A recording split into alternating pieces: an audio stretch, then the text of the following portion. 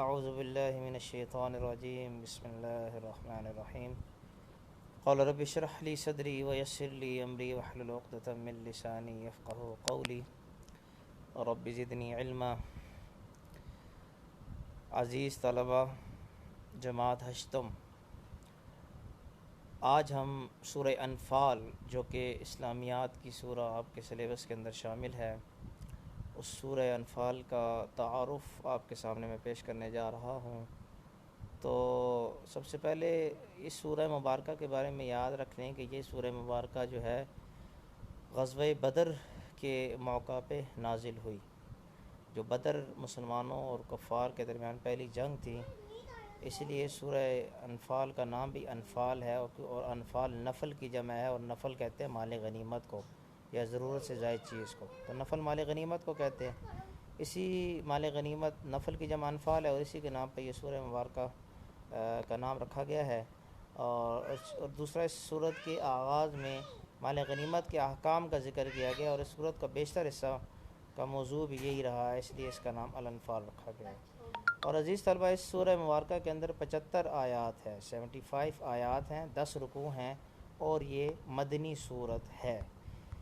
زمانِ نزول، یہ سورہ مبارکہ غزوہ بدر کے فوراً بعد 2 ہجری میں نازل ہوئی، اس لیے اس کا بیشتر حصہ غزوہ بدر کے متعلق ہی ہے۔ اور غزوہ بدر یہ جو حق اور باطل کی پہلی جنگ تھی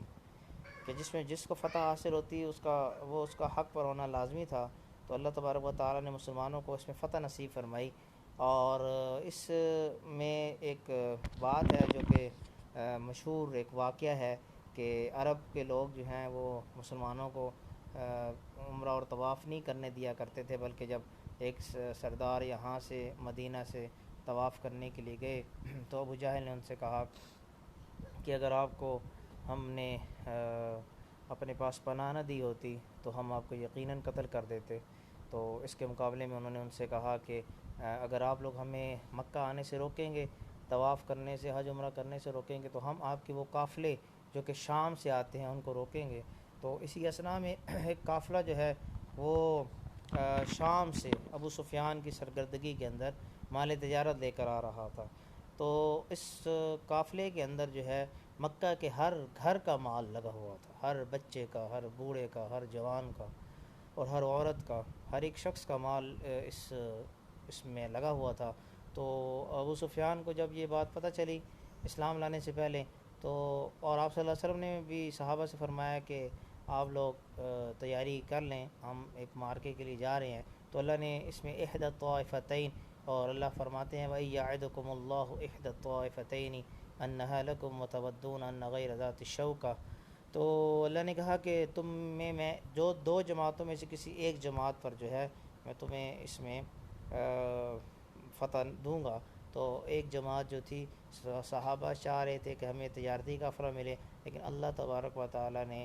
مسلمانوں کو ابو جہل کے لشکر سے لڑوایا اور اس پہ فتح نصیب فرمائی۔ یہ ایک واقعہ تھا۔ اس کا سبب نزول سے مراد عزیز طلبہ کیا ہوتا ہے؟ کسی بھی صورت کے نازل ہونے کا سبب اور وجہ، یعنی قرآن مجید وقتاً فوقتاً ضرورت اور حالات کے مطابق نازل ہوا ہے۔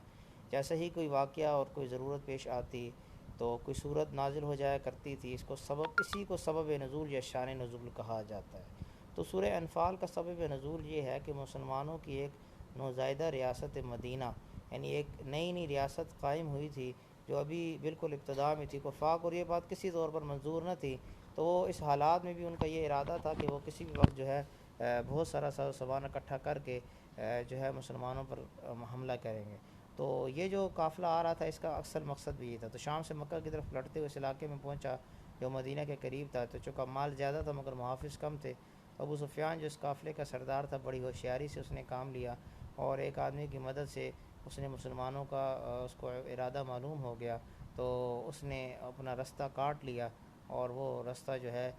ایک تو اس نے میسج بھیج دیا مدینہ مکہ تاکہ مسلمان اس پر حملہ نہ کر دے۔ شخص نے مکہ پہنچی، عرب کے قدیم قاعدے کے مطابق اپنے اونٹ کے کان کاٹ ڈالے اور اپنی قمیض آگے پیچھے سے پھاڑ کر شور مچانا شروع کر دیا، اور کہنے لگا کہ قریش والو، اپنے قافلے تجارت کی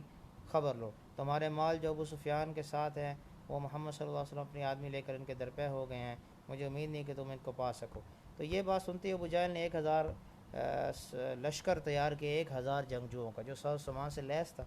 اور بہت بڑی تعداد میں ان کے پاس اسلحہ تھا، اور ابو جہل نے بدر کے مقام پر پھر دونوں کافروں کی زبردست لڑائی ہوئی۔ انشاءاللہ میں آگے چل کر آپ کو اس بدر کے میدان کا جو نقشہ ہے وہ بھی پیش کروں گا۔ اس وقت جو صورتحال تھی وہ مسلمانوں کے پاس صرف 313 تعداد تھی مسلمانوں کی، اور کفار 1000 کی تعداد لشکر تھی، اور ان کے پاس 100 گھوڑے، 600 زرہیں اور کثرت کے ساتھ اونٹ تھے، اور ان کا سب سرار ابو جہل تھا۔ اور اس بدر کے میدان میں اللہ تبارک و تعالیٰ سے اللہ کے نبی صلی اللہ علیہ وسلم نے دعا مانگی، اور پھر اللہ تعالیٰ نے ان کی دعا کو قبول فرمایا۔ تو اس طریقے سے